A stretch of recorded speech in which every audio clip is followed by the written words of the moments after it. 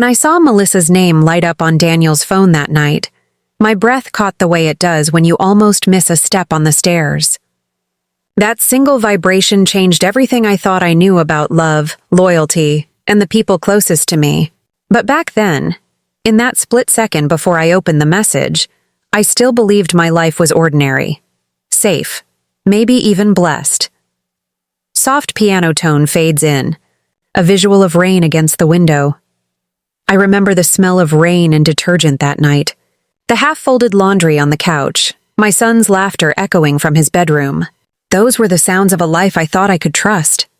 If someone had told me my best friend would one day be the woman to nearly destroy that world, I would have laughed, because Melissa wasn't just my friend. She was my sister by choice. The first morning of our new routine felt fragile, almost unreal. I woke before Ethan, the sunlight spilling softly through the blinds. Daniel was already in the kitchen making coffee, careful, deliberate, like he was trying to prove something without saying it. "Good morning," he said quietly, placing a cup in front of me. I nodded, letting the silence stretch between us. It wasn't comfort, not yet. It was tentative, like testing the first step on ice. I took a sip of coffee, tasting warmth and bitter clarity. This was where we started, small, deliberate actions that slowly stitched back a life nearly torn apart. Seen, counseling and transparent communication. Counseling became our lifeline. 3 evenings a week, we sat in the same softly lit room, facing a therapist who didn't judge, but challenged us. "Trust has been broken," she said gently. "Rebuilding it takes transparency. Every day, every conversation, every action." Daniel listened. I listened. We didn't always speak the same language, he with his guilt, me with my cautious hope. But slowly, patterns emerged. I learned to ask questions without accusation. He learned to answer fully without hesitation. We talked about finances, responsibilities, expectations, and emotions. It was painful, exhausting, humiliating at times. But I kept thinking about Ethan, and every time I saw him smile or fall asleep peacefully, I reminded myself why I was doing this. Healing wasn't dramatic. It was in the small things. Daniel started making breakfast on Sundays, pancakes, orange juice, bacon, just the way Ethan liked it. I began laughing again at his bad puns, the ones I used to roll my eyes at but secretly loved. We held hands on walks with Ethan, talking quietly about mundane things, the weather, grocery lists, silly neighborhood stories. It didn't erase the past. It didn't erase the pain. But it created a foundation. I reminded myself daily, forgiveness is a process, not an event. It doesn't mean forgetting. It means choosing a life over bitterness, love over resentment, stability over chaos. Boundaries became our framework. Melissa was no longer a part of our lives. Phones stayed in plain sight. Work schedules were transparent. Even small habits, like who answered texts first, became tests of honesty. Daniel had to earn every inch of trust back. And he did, slowly, consistently, visibly. Sometimes I caught him glancing at me with that quiet guilt, then quickly refocusing on being present, being accountable. I started journaling again, not only to track his honesty, but to track my own emotions. The anger, the fear, the love, the hope, everything spilled onto the page. It helped me see patterns, see progress, see that we could exist in a space that held both the past and a hopeful future. Seen. Mother-son bond strengthens. Through all of this, Ethan remained our center. He was too young to understand betrayal, yet old enough to sense tension. I made it my mission to protect his innocence without ignoring reality. "Mommy," he said one afternoon while we built Lego rockets together, "are you happy now?" I smiled, my hands steady despite the memories clawing at me. "Yes, sweetheart. I'm happy now, it was true. Not perfect happiness, but real, grounded, possible happiness." I saw Daniel doing the same, small gestures of patience, consistency, care. The home felt alive again. Laughter returned. Even if the echoes of betrayal lingered, they no longer ruled the space. Scene, forgiveness. Not forgetting, one evening after Ethan had gone to bed, Daniel and I sat in the living room, quiet. "I want to thank you," he said softly, "for giving us a chance, for not giving up on us, on me." I looked at him, really looked, and felt a strange mix of lingering hurt and newfound strength. "I'm not saying I forgive easily," I said, choosing words carefully. "I'm saying I choose our life. I choose stability. I choose our son," he nodded, swallowing. "I'll spend every day earning that choice, Clara, I promise." And I believed him. Because I had seen the change, not only in words but in actions. Forgiveness didn't mean forgetting Melissa. It didn't mean excusing Daniel. It meant reclaiming my life and owning it, pain and all. Healing also meant reconnecting with me. I picked up hobbies I had set aside, painting, long walks, writing letters I never sent. I spent time with friends who had been quietly supportive, those who didn't judge or preach, but listened.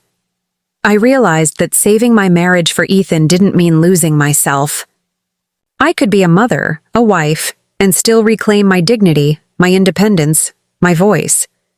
Daniel noticed the change too. He admired my resilience, my calm, my decisiveness.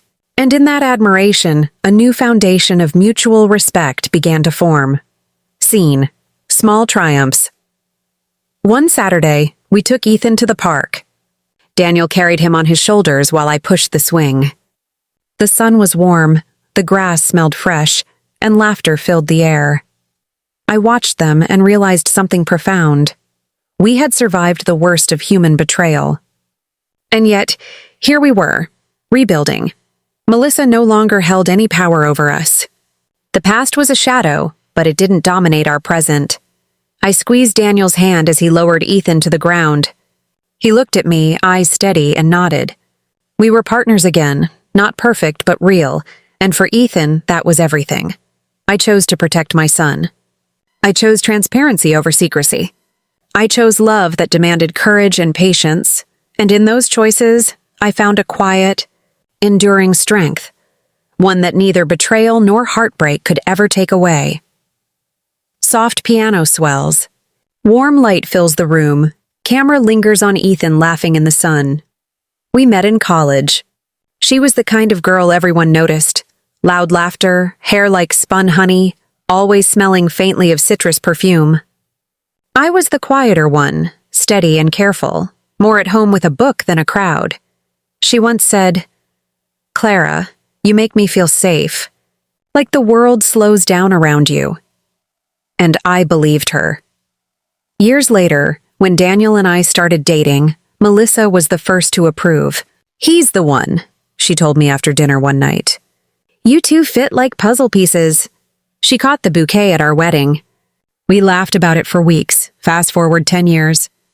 Daniel and I had built a gentle rhythm together, weekday breakfasts in a sunlit kitchen, Saturday mornings at the farmer's market, Sunday afternoons watching our son draw rockets on scrap paper. It wasn't perfect, but it was ours. Daniel was a civil engineer, organized, soft-spoken, obsessed with details. He had this habit of counting the coffee scoops out loud every morning. 1, 2, 3, while I teased that he measured life the same way he measured cement. He'd smile and say, "That's how you make things strong, Clara. You get the mix right." Melissa was still in our lives, of course. She'd visit often, bringing wine or homemade lasagna, telling stories about her new marketing job. Our son adored her, called her Aunt Mel. And honestly, I loved seeing them laugh together. There's something comforting about familiar people at your table, the ones who know your favorite mug, your stories, the way you take your tea. That comfort became my blind spot.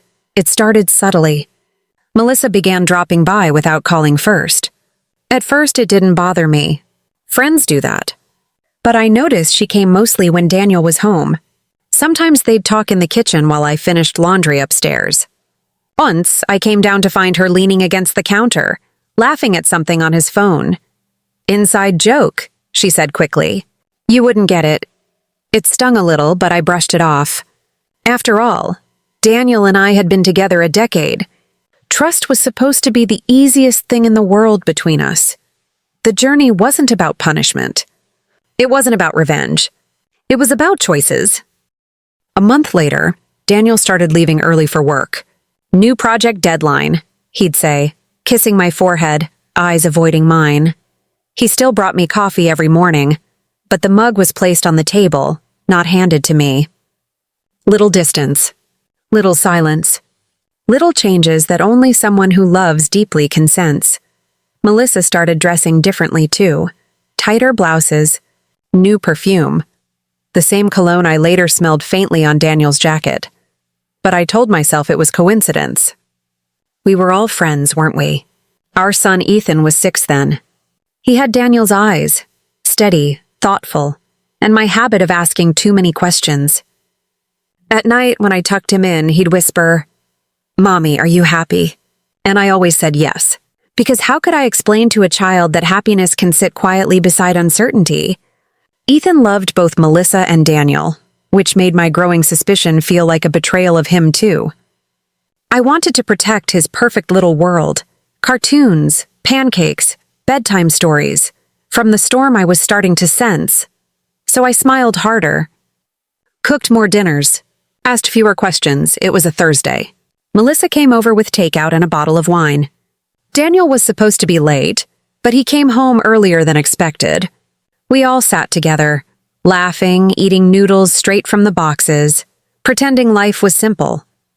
At one point, I went to check on Ethan, who'd fallen asleep on the couch. When I came back, the room was quieter. Melissa's hand was on Daniel's wrist. Nothing overt, nothing scandalous, just that small, familiar touch people share when words aren't enough. I froze. She withdrew quickly, picking up her glass. Daniel cleared his throat and changed the subject. That's when something inside me shifted. Not rage, not sadness. Just a quiet, cold knowing that something sacred had been crossed. Later that night, after Melissa left, I picked up Daniel's phone from the counter to set the alarm. A message preview blinked before the screen went dark. Melissa. Can't sleep. Still thinking about tonight. My hands trembled. I didn't open it. Not yet. Because in that moment, denial was the last piece of peace I had left. Soft piano note fades. I put the phone down, turned off the kitchen light, and whispered to myself, maybe it's nothing. But deep down, I already knew my marriage had changed forever. The next morning, I woke up before dawn. Daniel was still asleep beside me, the rise and fall of his chest steady, peaceful. I stared at him for a long moment, wondering how someone could look so calm while holding a secret. The soft gray light from the window brushed over his face. I remembered the first time I'd fallen in love with that face, at a small-town library where he helped me fix the copy machine. He'd smiled, that same quiet smile, and said, "I'm better with machines than people." Funny, isn't it? It turned out he wasn't. I went downstairs, made coffee, and sat at the kitchen table staring at his phone on the counter. The message was gone, deleted. I told myself that maybe I'd imagined it. Maybe it had been a work text. Maybe Melissa was reaching out about a project. She'd mentioned they might collaborate on something once. But still thinking about tonight? The words kept echoing. When Daniel came down, I smiled. Too brightly, maybe. "Morning," I said, sliding his coffee across the table. "Morning," he replied, his voice low, cautious. He glanced at me, then quickly away. He was wearing the blue shirt I'd bought him for his birthday last year, the one Melissa said made his eyes look like ocean glass. Now, that compliment replayed in my head like static. "Busy day?" I asked. "Yeah, big client meeting. Might be home late." He sipped his coffee, not looking at me. I watched his hands, steady, precise, like he was trying too hard not to tremble. When he left, I felt an emptiness that didn't feel new, just suddenly visible. 2 days later, Melissa called. "Hey, can we catch up?" "I miss you." Her voice sounded light, easy, too easy. We met at the cafe downtown, the one we'd gone to 100 times before. She wore sunglasses, even though it was cloudy. "Work's been crazy," she said, stirring her latte. I barely sleep these days. I studied her face. She looked different, sharper somehow. Her lipstick was smudged, her hands restless. I wanted to ask her about the message. I wanted to scream. But instead I said softly, "You've seemed distracted lately." She hesitated, then smiled. That practiced, breezy smile I used to admire. "You know how it is. Life, stress, men." She laughed, eyes darting away, and in that tiny pause, before she lifted her cup again, I saw it. Guilt. Small, flickering, but unmistakable. Over the next few weeks, everything I noticed felt like a clue. Daniel's shirt started smelling faintly of a perfume I didn't own. Melissa's text replies became shorter. She stopped calling as much. Once, when she came over, I saw her hesitate before hugging me, as if her arms suddenly forgot where they belonged. Another evening, Daniel mentioned a new colleague from marketing who had really innovative ideas. My stomach tightened. He didn't say her name, but I didn't need him to. Our dinners became quiet rituals. I'd cook. He'd thank me. We'd talk about Ethan's homework, the weather, the news. The air between us was polite, like two strangers waiting for the other to break the silence first. Ethan didn't seem to notice, or maybe he did. He'd try to fill the space with chatter. "Mommy, Daddy, guess what I built today?" We'd both smile, but our eyes would never meet. One night, after Ethan went to bed, I turned to Daniel. "Are you happy?" I asked. He blinked, taken off guard. "What do you mean?" "I mean, with us. With everything." He hesitated, then forced a laugh. "Of course I am, Clara. Why would you ask that?" I wanted to say, "Because you smell like someone else. Because you look at your phone like it holds your heart." But all I said was, "No reason." He kissed my forehead, the kind of kiss that used to mean comfort, but now felt like a seal on silence. Melissa's birthday came in May. She invited a few friends over, including us. I almost said no, but I needed to see. She greeted me with her usual warmth, her voice a little too high-pitched. Daniel handed her a small gift bag. Inside was a silver bracelet I hadn't seen before. "I told you not to get me anything." She laughed, touching his arm. He smiled back. "Just a little something." And there it was. A moment too long, a look too intimate, a breath that didn't belong between friends. When her eyes flicked toward me, guilt flashed again just for a heartbeat. Enough. I excused myself to the bathroom, locked the door and stared at my reflection. My hands were trembling. My lipstick had faded. I didn't even recognize the woman in the mirror. She looked like someone trying to stay calm in a room full of smoke. That night, after the party, I couldn't keep pretending. When Ethan fell asleep, I went to the living room. Daniel was there, loosening his tie, scrolling through his phone. "Who's Melissa to you?" I asked quietly. He froze. "What do you mean?" "You know what I mean." He put the phone down slowly, eyes wary. "She's your friend, Clara. Don't start imagining things." I laughed, a sharp, humorless sound. "Then why does she text you late at night? Why do you delete your messages? Why does she wear your cologne?" He rubbed his face, exhaled. "This is crazy. You're reading into nothing." "Then show me your phone." His silence was my answer. He didn't hand it over. He didn't even look at me. Instead, he said softly, "You're tired. Let's talk tomorrow," and walked upstairs. That was the moment my marriage cracked. Not when I found out he was cheating, but when he chose silence over truth. Over the next few weeks, I lived in a strange limbo. Melissa stopped coming around. Daniel was distant, polite, mechanical. I'd drop Ethan off at school, then sit in the car a few extra minutes, just breathing. Sometimes crying. It's strange. Betrayal doesn't feel like an explosion. It feels like erosion. Slow, quiet, invisible. Until one day you realize you're standing in ruins. One evening, Ethan drew a picture of our family. 3 stick figures holding hands.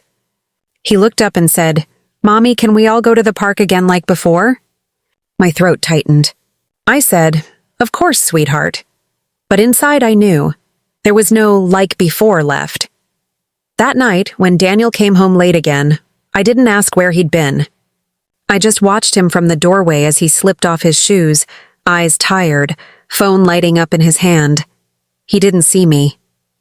Or maybe he did, and couldn't face me anymore. The next morning, when I woke up, his side of the bed was cold, and on the nightstand, where his phone used to be, there was only silence. Soft piano fades in, melancholic, like a heart holding its breath. It was late on a Wednesday evening. I had just finished tucking Ethan into bed, his small arms holding my neck like a lifeline, his sleepy voice whispering, "I love you." "Mommy!" I kissed his hair and whispered back, "I love you too. Sweetheart, always." Then I left his room, trying to gather myself before confronting the truth I could no longer avoid. Daniel was sitting in the living room, laptop open, a glass of wine untouched beside him. I noticed his phone on the table, unlocked. A message preview popped up. "Melissa, I can't wait to see you tomorrow. I miss you." Every sound in the room froze. My heartbeat thundered in my ears. I wanted to scream. I wanted to burn everything down. Instead, I sat down, trembling, staring at the screen. And in that moment, the fantasy I had been clinging to, that it was nothing, that Melissa and Daniel were just friends, shattered completely. I didn't say a word at first. I simply held the phone between us. Daniel's eyes widened. "Clara, you shouldn't have— Don't try to explain," I whispered, my voice low but sharp. "This isn't something you can excuse with a shrug or a smile anymore." He ran his hand over his face. I didn't— You didn't what? Think it mattered? That you wouldn't get caught?" He looked at me then, finally, really looked, and I saw it. Shame, fear, but also a strange flicker of defensiveness. I love you," he said, voice cracking. "I never wanted to hurt you." I laughed bitterly, a sound that made both of us flinch. "Love? Love doesn't send messages like this, Daniel. Love doesn't erase trust. Love doesn't—" I stopped, my chest heaving. I could feel my body shaking, hot and cold at the same time. And then the words came. The ones I had been trying to avoid, to silence, to ignore. Why her? "Why my best friend?" Daniel didn't answer. Not at first. He just looked down, jaw tight, hands clasped. Finally, he whispered, "I don't know." I demanded the truth. Every lie, every hidden meeting, every secret touch, every message deleted, every fleeting moment I hadn't seen, and he told me. It started small. Dinners, coffees, drinks after work. Then it escalated. Stolen kisses in empty parking lots, whispers in my living room when I thought I was upstairs. Melissa, my best friend, had been in our home more than I realized. She knew our routines, our schedules, our quietest moments. And she used them to get what she wanted. I felt bile rise in my throat. I wanted to vomit. I wanted to scream. I wanted to fall to the floor and never move again. And yet, amidst the chaos, I had to think of Ethan. My son. The boy who still believed his parents loved each other. The boy who deserved more than silence, more than pain, more than betrayal. I called Melissa the next day. She answered on the third ring. "Clara, hi?" Her voice sounded nervous, forced. "Hi, Melissa," I said evenly, every word a dagger. "I know everything." There was a pause. Then, "Clara, I can explain—" "Explain?" I almost laughed. "You knew what you were doing, you knew. And you did it anyway." Her voice cracked. I didn't mean to— You didn't mean to?" I shouted, my voice trembling. "You betrayed me. My husband, my family. You took everything I trusted and threw it away." She started crying on the phone. I listened. Part of me wanted to yell louder, hit something, make the pain visible. But I didn't. I let her cry. And in that silence, I felt a strange, terrible clarity. She wasn't my friend. Not anymore. And Daniel. Daniel had to choose, but it was too late to pretend I didn't know. That night, I went to Ethan's room and held him close. He smelled like bedtime stories and warm milk, oblivious to the betrayal that had entered our lives. I whispered to him, "Mommy's okay, sweetheart." Everything's okay, and I lied. Later, alone, I sat on the couch and let the tears come. I cried for my friendship lost, my marriage broken, the trust shattered. I cried for the woman I thought I was, naive, trusting, loving without caution. I cried because my son's world had just shifted, and I had no idea how to protect him. And yet, somewhere in the middle of that sobbing, I made a choice. Not for Daniel. Not for Melissa. For Ethan, I would not let him grow up in a home ruled by bitterness. I would not let their betrayal define the only stable world he knew. The next day, I met with a counselor alone.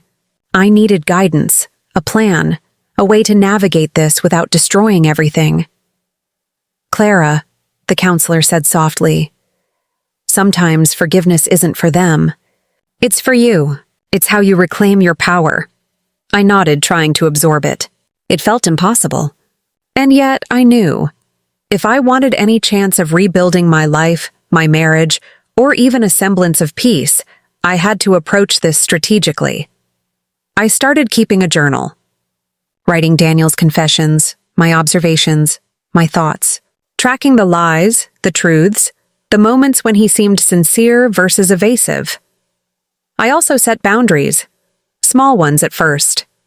No more late-night texts, no more private calls, no more excuses. I needed transparency, and for the first time in months, I felt a spark of control. Weeks passed, each one heavier than the last. Daniel seemed to try. Small gestures, honest explanations, therapy sessions. Melissa disappeared from our lives entirely, cutting contact after our confrontation.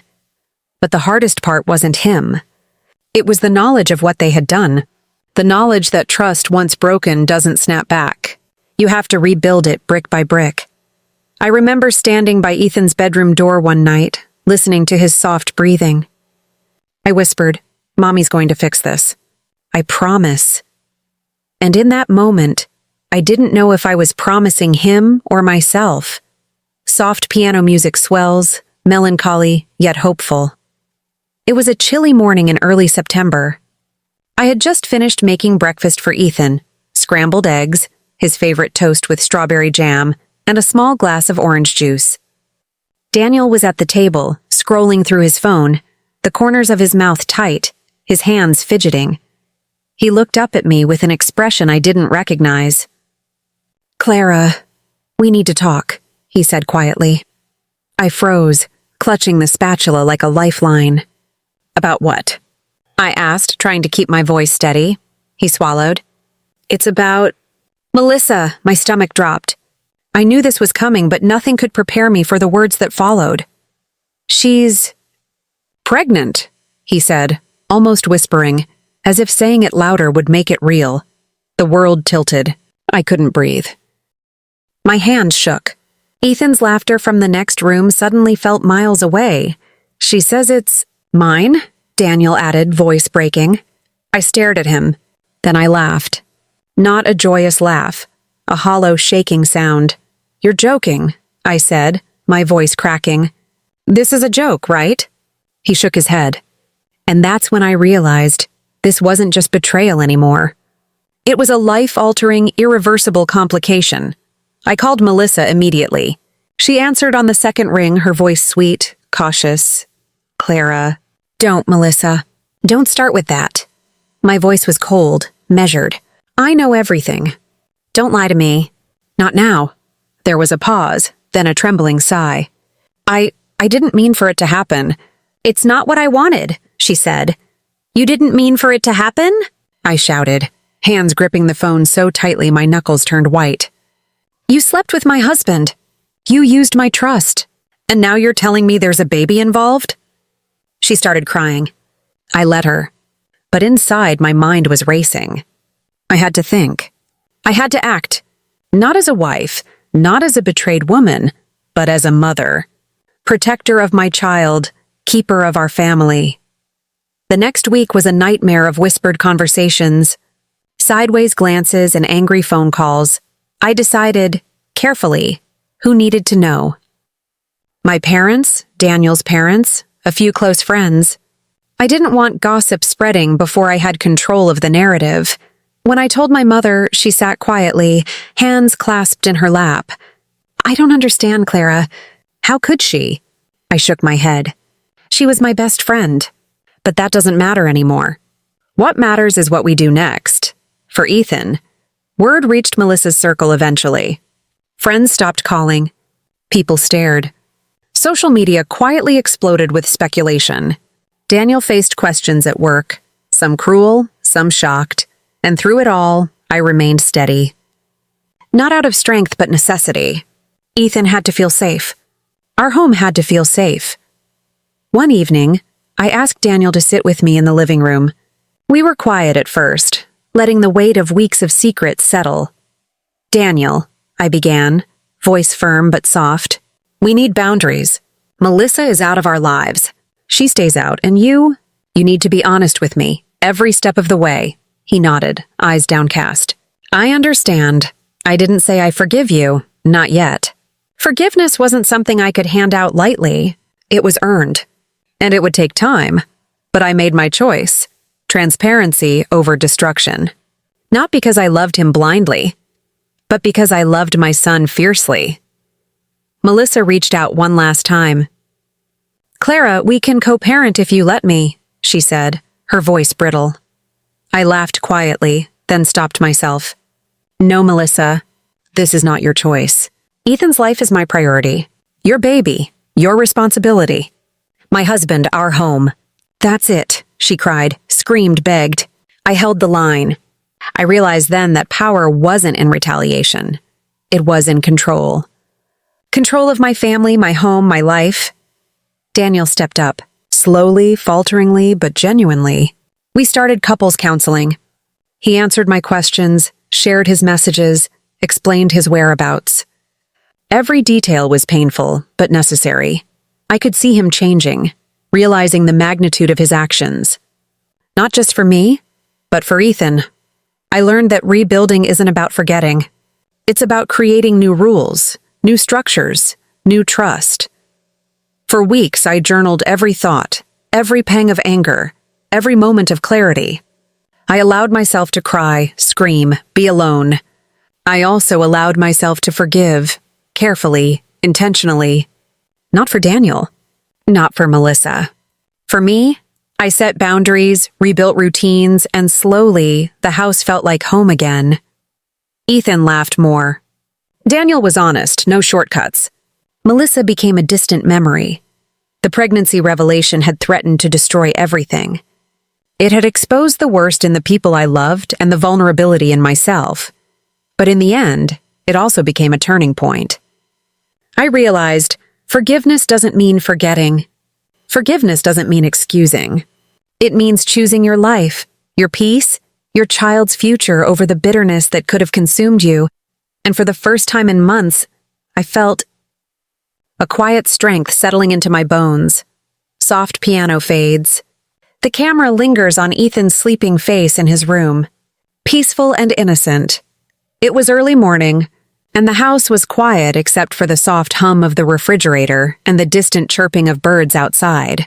I sat at the kitchen table, journal open, pen in hand, coffee steaming in front of me.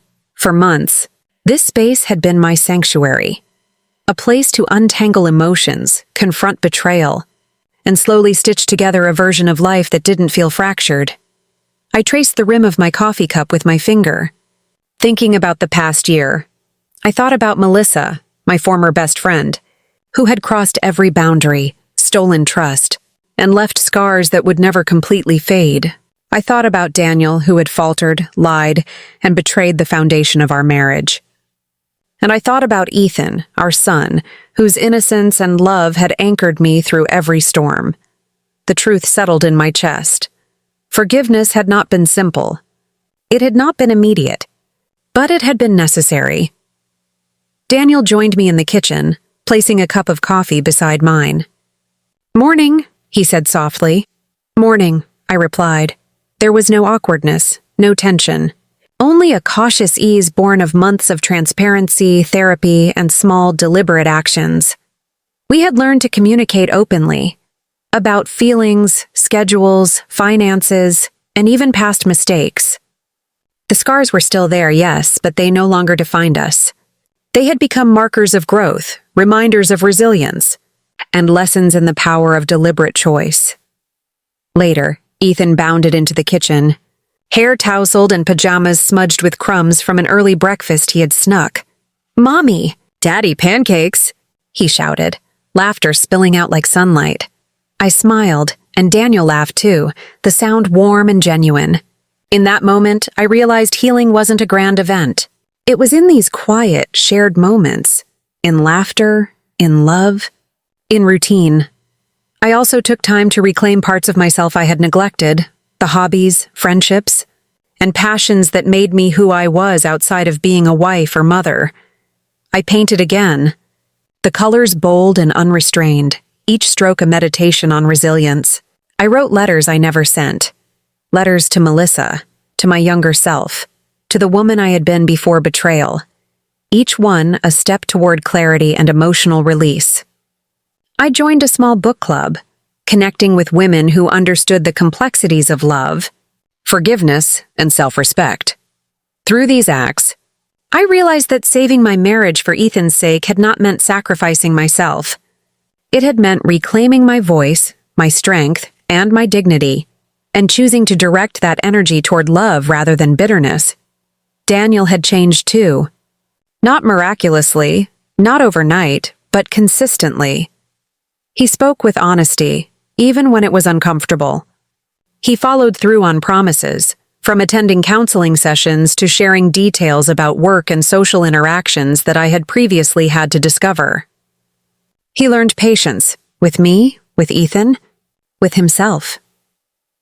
There were moments when I caught him staring at me, eyes reflecting guilt and gratitude, and I understood that he too had been transformed by the pain we endured. We were no longer the naive couple we once were. We were deliberate, intentional, and slowly healing together. Forgiveness was not forgetting. Forgiveness was not excusing.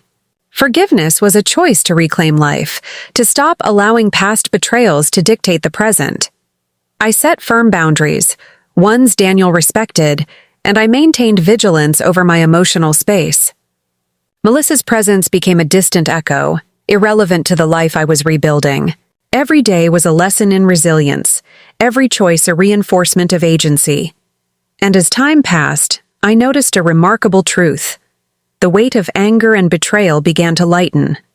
It did not disappear entirely, scars never do, but they became guides, not anchors. One afternoon, we took Ethan to the local park. He ran ahead, chasing pigeons, calling for us to follow.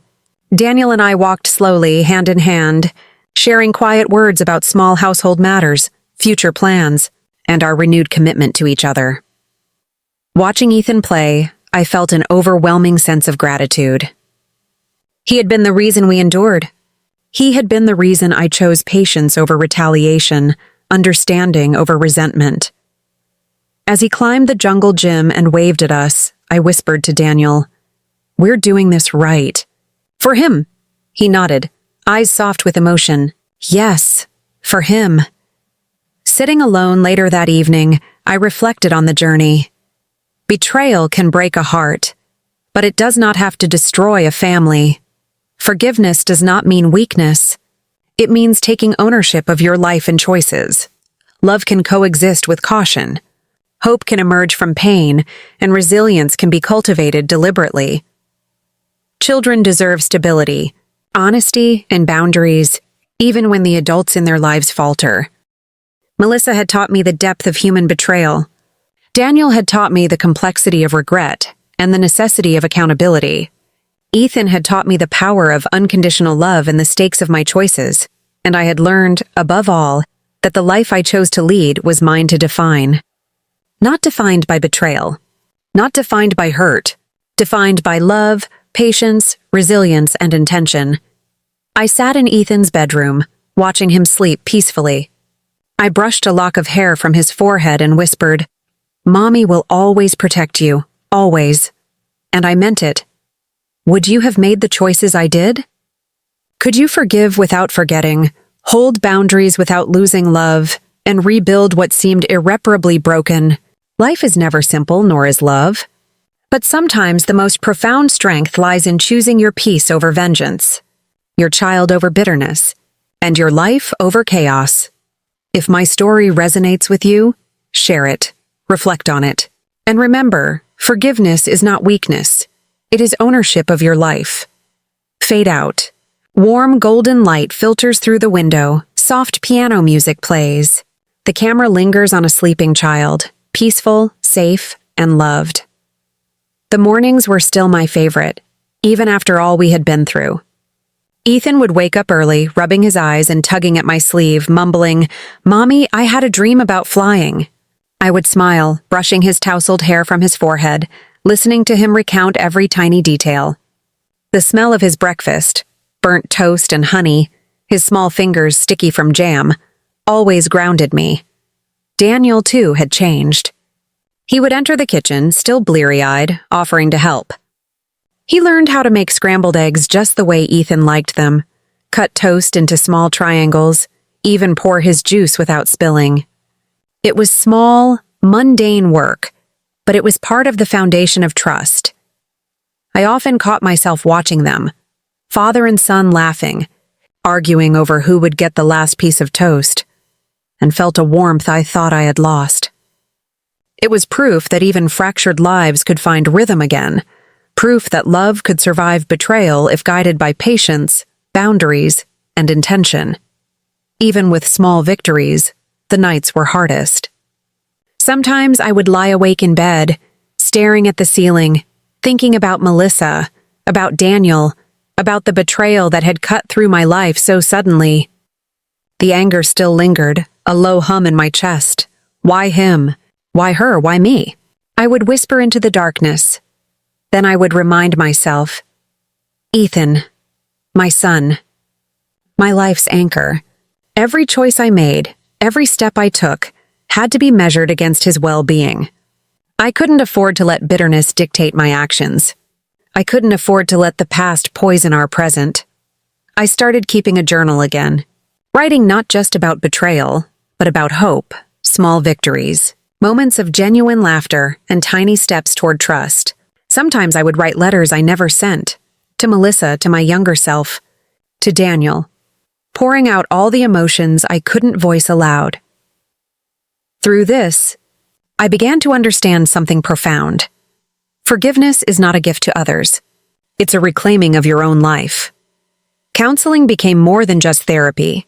It was a rehearsal for life. We practiced difficult conversations, transparency exercises, and accountability routines. Daniel had to articulate every secret, every lie, every step he had taken, and I had to listen, even when it hurt like fire in my chest.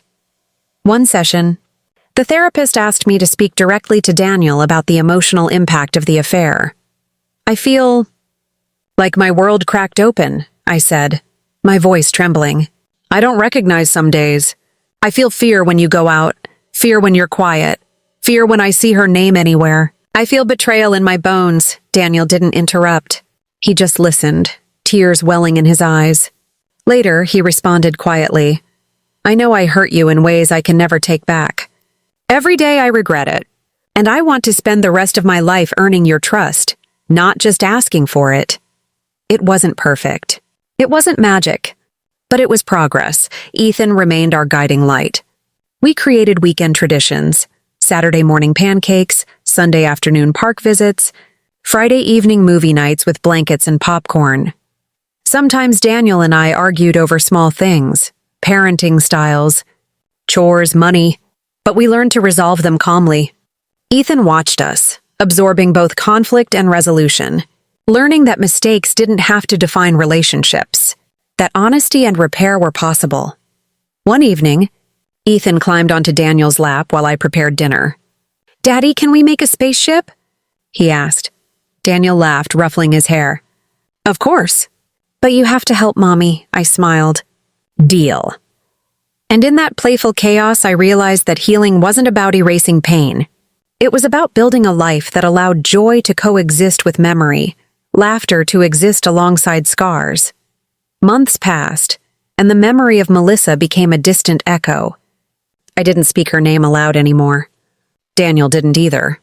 We acknowledged the betrayal, learned the lessons, and then let it sit. A closed chapter. Sometimes I imagined confronting her again, but I didn't need to. Power, I realized, wasn't in revenge. It was in life well lived, boundaries enforced, and family intact. I also reconnected with friends who had quietly supported me, who hadn't judged or preached, but simply listened. We shared stories, laughter, and advice. I learned that support doesn't come from dramatics or gossip. It comes from steady, patient, compassionate presence.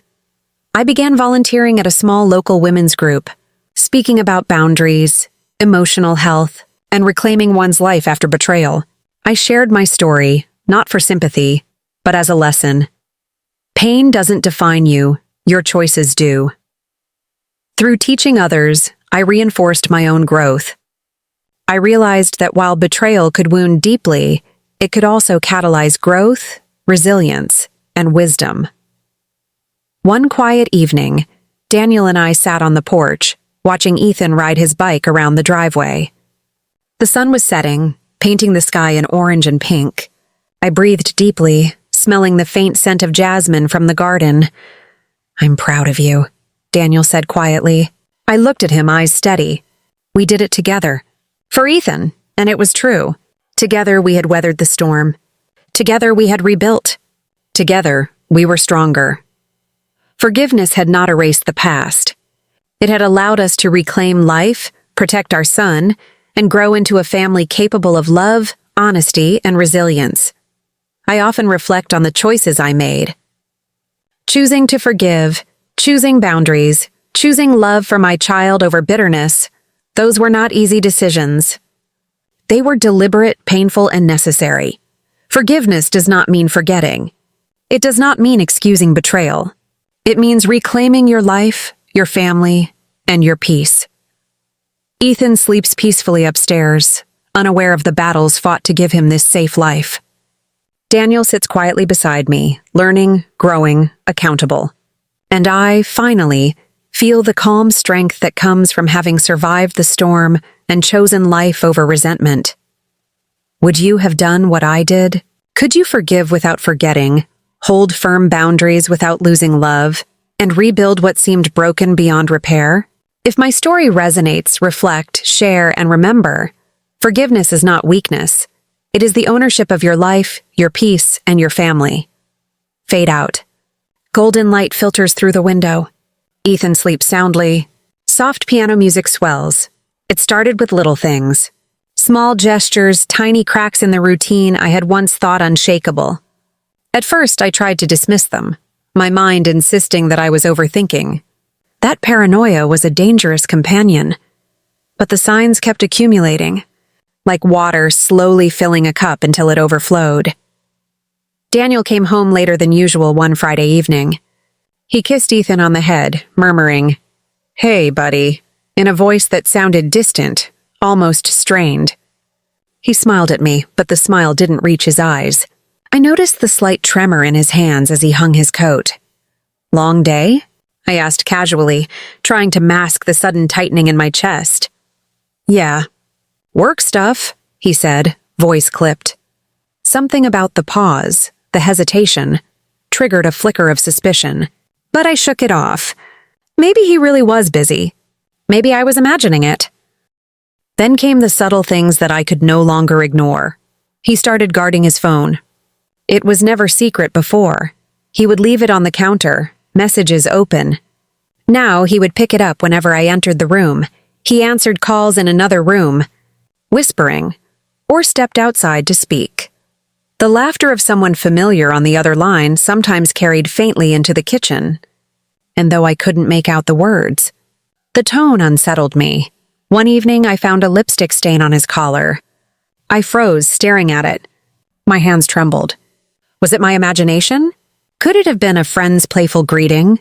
A coworker? I reminded myself, don't jump to conclusions. But even as I tried to reason, my stomach churned with unease. A whisper in my mind repeated, trust your instincts. I started confiding in a few trusted friends, though I tried to keep my words measured. Maybe it's nothing, I said to Sophie, stirring tea absent-mindedly. Maybe I'm overreacting. Sophie leaned forward, brow furrowed. Clara, you're not imagining it. He's different. You feel it, don't you? I nodded, but the admission left a bitter taste. Part of me wanted to trust him blindly. Part of me wanted to confront him immediately. But the mother in me, the part devoted to Ethan, whispered patience. Observe. Gather evidence. Protect your child. Protect yourself.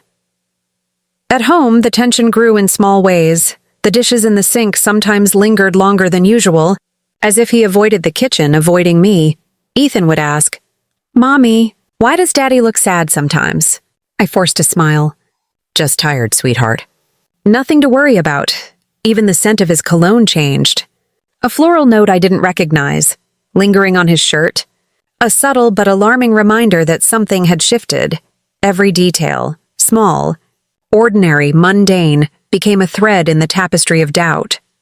Some nights, I would lie awake while Daniel slept beside me. I watched his face, searching for signs. The tension in his jaw, the slight twitch in his eyelid, the way he held the blanket around him. My mind raced. Is it her? Could it really be her? My best friend? No. No, it can't be. I remembered the laughter Melissa and I shared, the secrets we had kept from everyone else, the late-night conversations filled with dreams and confidences. The idea that she could betray me so completely, not just as a friend, but as someone I trusted implicitly, made my chest ache. And yet, deep inside, the nagging suspicion refused to fade. It was a low, insistent hum, growing louder with each passing day.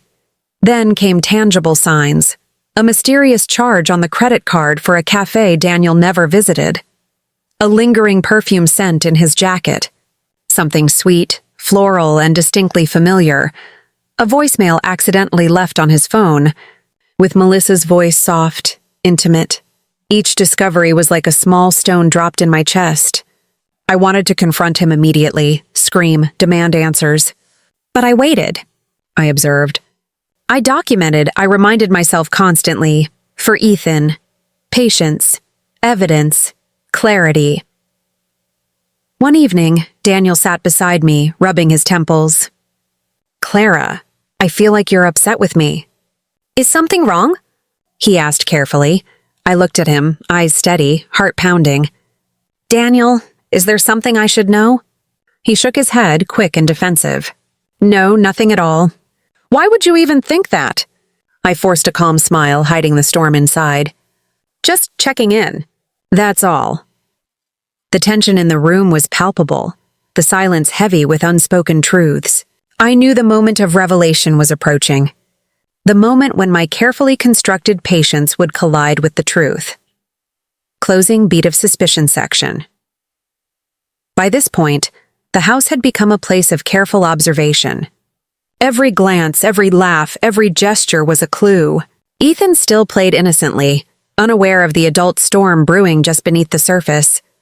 I reminded myself nightly, when the truth comes, be ready. Be steady, protect yourself. Protect your son. And deep down, I knew. The first clue was only the beginning. The betrayal, when revealed, would shake the foundations of everything I believed in. It was a Tuesday evening. The house was quiet, Ethan asleep upstairs, the soft hum of the night settling around us like a fragile veil. I had been observing Daniel for weeks. Small inconsistencies, unusual habits, the faint scent of perfume, the nervous flicker in his eyes whenever I entered the room. Tonight, I could no longer ignore it. I found him in the living room, scrolling through his phone.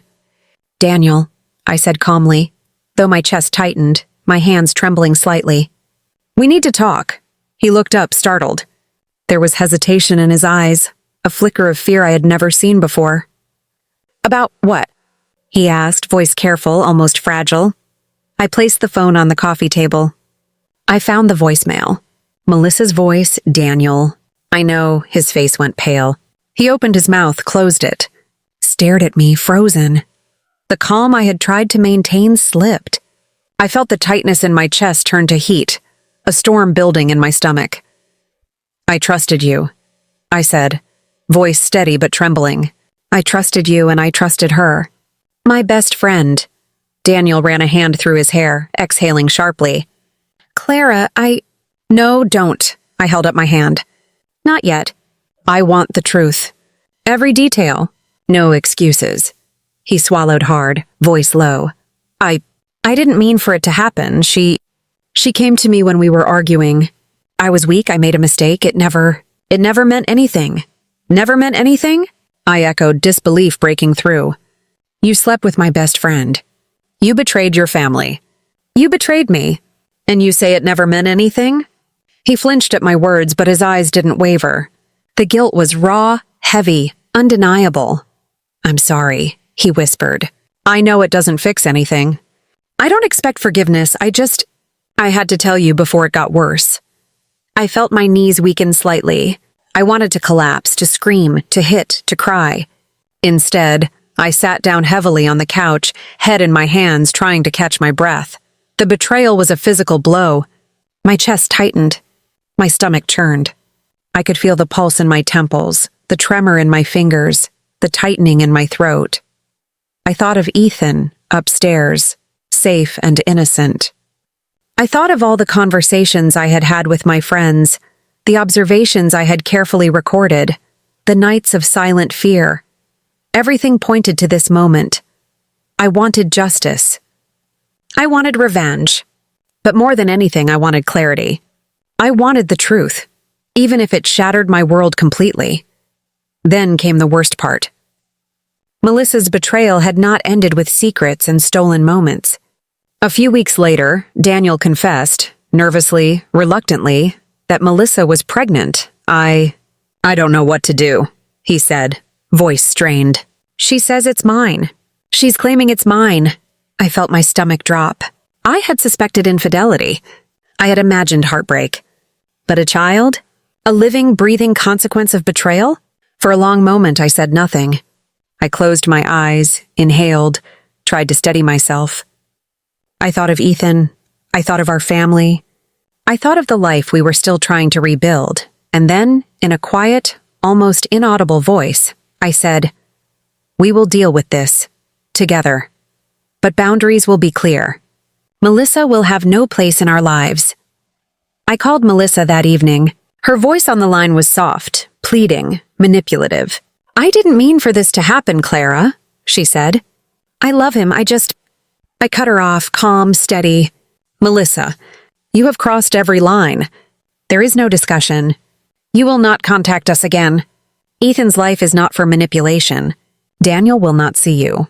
I will not allow it," her voice faltered. "Clara, please." "No, stop." I hung up, my hand trembling slightly, but my voice strong. This was the moment I reclaimed control. Not with anger, but with boundaries, clarity, and moral authority. Daniel sat beside me, guilt etched into every line of his face. "I'll do whatever it takes," he said quietly. "I'll cut her out completely. I'll rebuild with you, with our family." I nodded, feeling a strange mixture of pain, anger, and cautious hope. I knew the road ahead would be long. I knew forgiveness would be a process, not a decision made in one moment. But I also knew something crucial. I had chosen my life, my son, and the foundation of our family over revenge and bitterness. That night, I lay awake, processing everything. Betrayal had arrived like a storm, ripping through trust and security. Melissa's presence had been a dagger, Daniel's weakness a wound, and yet, I realized something powerful. I could either let this break me, destroy my family, and poison my son's life. Or I could stand firm, set boundaries, demand accountability, and reclaim life. Forgiveness would not be immediate. Trust would need to be rebuilt, piece by piece. But I understood now. Life is not defined by betrayal. It is defined by the choices we make in response to it. As I drifted into a restless sleep, one thought stayed with me. The betrayal was clear. The evidence undeniable. Melissa had crossed a line that could never be ignored, and Daniel. He had to choose between her and his family. Tomorrow I would act. Tomorrow boundaries would be enforced. Tomorrow, the path to healing, painful, deliberate, and full of moral lessons, would begin. Soft piano hums in the background. Camera lingers on Clara staring at the ceiling, eyes wide, heart heavy, yet resolute.